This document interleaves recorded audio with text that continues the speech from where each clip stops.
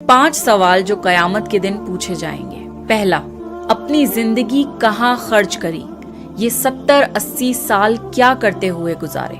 और हम में से कितनों की जिंदगी तो 70-80 साल लंबी भी नहीं होगी। दूसरा, अपनी जवानी कहाँ गुजारी? जब आप अपनी जवानी के उरूज पे थे तो आपने किस चीज में अपनी जवानी खर्च करी?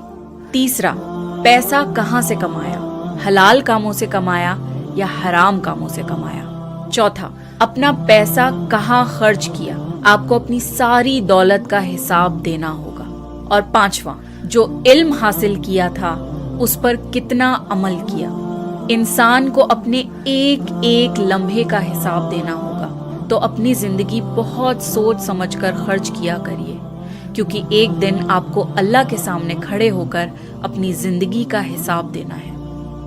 मोमिनो, जब तुम नमाज पढ़ने का कस्द किया करो तो अपने मुंह और कोहनियों तक हाथ धो लिया करो, और सर का मसाह कर लिया करो, और टखनों तक पांव धो लिया करो।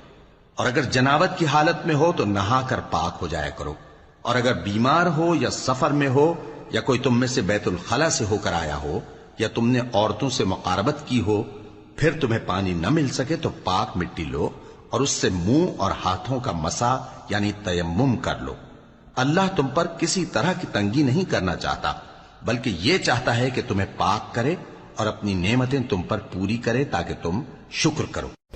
फ़लस्तीन की एक बहन कहती है कि हम जब रात को सोते हैं तो पूरा हिजाब पहन के सोते हैं, क्योंकि अगर हमारी सुबह को लाश मिले तो हम पूरी तरह से कवर हों। मेरे नबी के उम्मतियों, एक वाक़या है जो मैं आपको सुनाती हूँ। अबू हाशिम रज़ी अल्लाह ताला अन्हु बिन तायहान ने अल्लाह के रसूल सल्लल्लाहु अलैहि वसल्लम से फरमाया, हमारे और कुछ लोग यानी यहूद के दरमियान अहद की कुछ रस्सियाँ हैं और अब हम उन रस्सियों को काटने वाले हैं। तो कहीं ऐसा तो नहीं होगा कि अगर हम ऐसा कर डालें तो फिर आप सल्लल्लाहु अलैहि वसल्लम को अल्लाह गलबाए ज़ोहर अता फरमाए और आप हमें छोड़कर अपनी कौम की तरफ पलट आए? इस पर अल्लाह के रसूल सल्लल्लाहु अलैहि वसल्लम मुस्कुराते हैं और फिर फरमाते हैं कि नहीं, बल्कि आप लोगों का खून मेरा खून है, आप लोगों की बर्बादी मेरी बर्बादी है। मैं आपसे हूँ और आप सब मुझसे हैं। जिससे आप जंग करोगे उससे मैं भी जंग करूँगा, और जिससे आप सुलह करोगे उससे मैं भी सुलह करूँगा।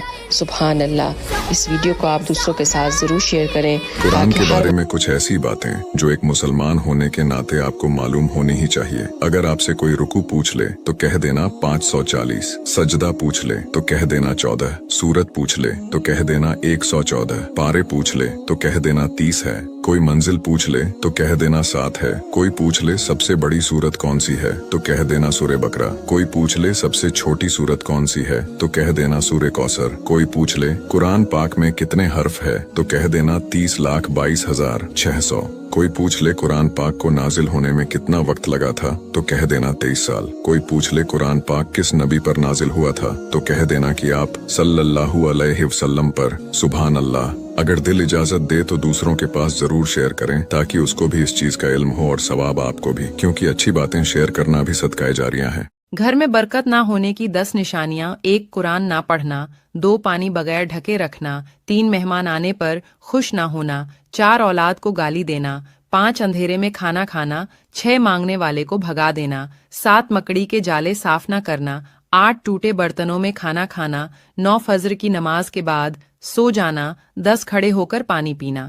क्या आप जानते हैं हजरत नूह अलैहिस्सलाम की कश्ती इस वक्त कहाँ है? तो महान साइंसदानों का कहना है कि नूह अलैहिस्सलाम की कश्ती का निशानात तुर्की के एक पहाड़ के कोहे अरारात में मिले हैं, जिसकी चोटी तकरीबन 14,000 फीट ऊंची है। इस कश्ती के 3 मंजिलें हैं। ये कश्ती कई मीटर बर्फ के नीचे दबी हुई है। हजरत नूह अलैहिस्सलाम की कश्ती 300 गज लंबी और 50 गज चौड़ी और 30 गज ऊंची थी। चीनी माहिरीन का कहना है कि जब उन्होंने इस कश्ती की लकड़ी की रिसर्च की तो वो यकीन से ये बात कह सकते हैं कि यह कश्ती हजरत नूह अलैहिस्सलाम की है, क्योंकि ये कश्ती लगभग 4,800 साल पुरानी है और 4,800 साल पहले ही हजरत नूह अलैहिस्सलाम का दौर था कि जब उन्होंने अल्लाह के हुक्म से तूफान नूह से बचने के लिए कश्ती बनाई थी, जिसका जिक्र हमें कुरान और हदीस में मिलता है। सूरह हूद आयत नंबर 44 में अल्लाह ताला फरमाता है, और खुदा की तरफ से हुक्म दिया गया, ए जमीन अपना पानी गर्क कर, और ये आसमान बरसने से थम जा, और देखते ही देखते पानी घट गया और नाफरमान लोगों का काम तमाम कर दिया गया। हुजूर ने फरमाया था, नमाज मेरी आंखों की ठंडक है। मेरे भाइयों, अपनी नमाज की हिफाजत करें। हिफाजत से मुराद ये है कि किसी नमाज को ज़ाया ना होने दें, नमाज अपने वक्त पर अदा करें। اور آپ جتنا نماز سے پیچھے ہٹیں گے نا، یعنی ہمارے ایک بزرگ تھے، وہ فرمایا کرتے تھے کہ جس طرح سکول سے ایک چھٹی کر لیں تو اگلے دن جانے کو دل